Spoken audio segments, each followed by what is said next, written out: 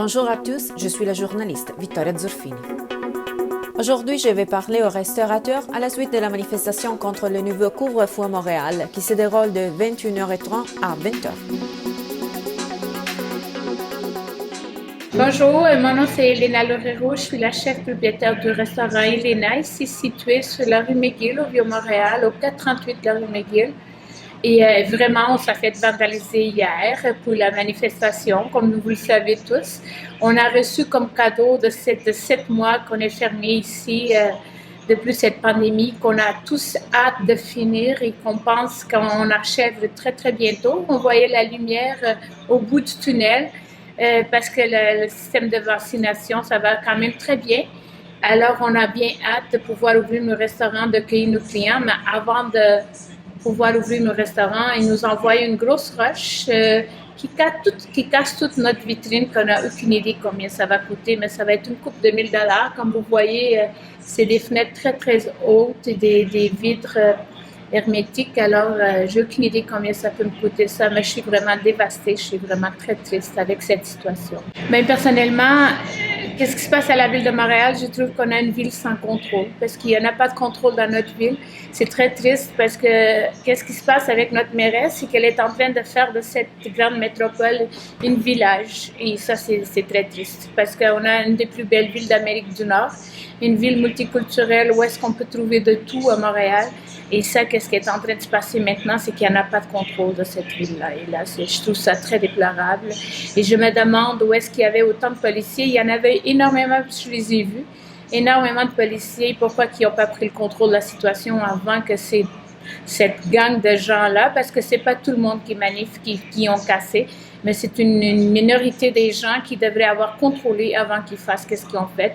Et c'est une gang de jeunes parce que la plupart, ils sont même pas majeurs, c'est des mineurs, des mineurs. Alors, je comprends pas comment ils n'étaient pas capables de les arrêter avant qu'ils cassent le quartier au complet. Hi, my name is Anthony Molinaro. I am the owner of Épicerie Dispenza no Montreal. Sadly, yesterday there was a protest, an anti-mask protest that happened in the heart of Old Montreal. And I got a call at 9:30 at night saying that my window was broken at my store. I came here 9:45. I saw there was a big hole in my window. I spent pretty much the whole evening, the whole night fixing, trying to clean. And there was cops everywhere, police trying to figure out what's going on. I would think the island of Montreal would need to most likely put more police on, especially tonight and the following nights that there will be another protest. Have more police presence, make sure that small business owners, small shops are going to be safe and not be vandalized again.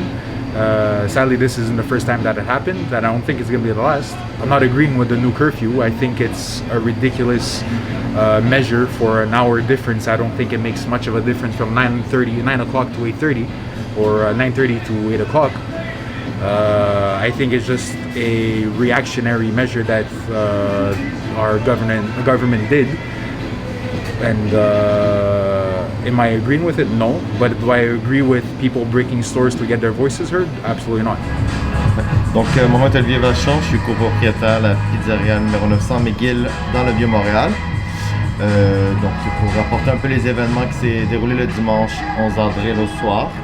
En fait, c'est des gens qui manifestaient sur la rue McGill, qui ont tout simplement commencé à fracasser les vitres des commerces, des restaurants, boutiques dans la rue.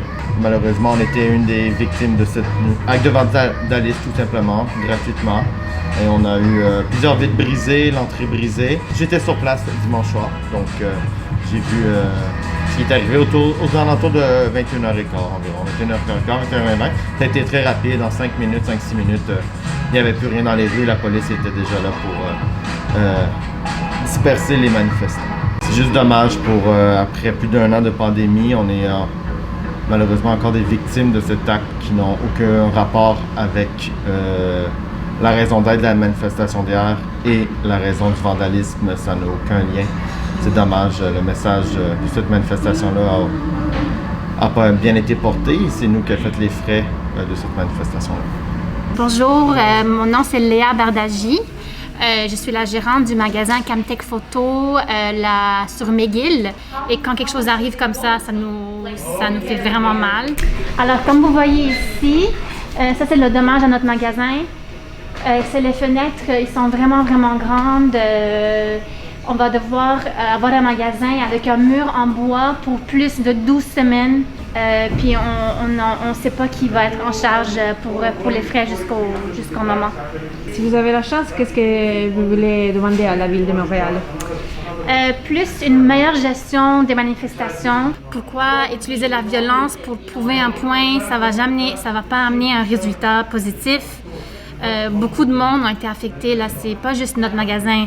Tout le Vieux-Port, plein de magasins, des restaurants, des petites entreprises ont été affectés. Alors, personnellement, moi, je ne comprends pas pourquoi détruire des magasins, des petites entreprises qui essaient tout pour survivre.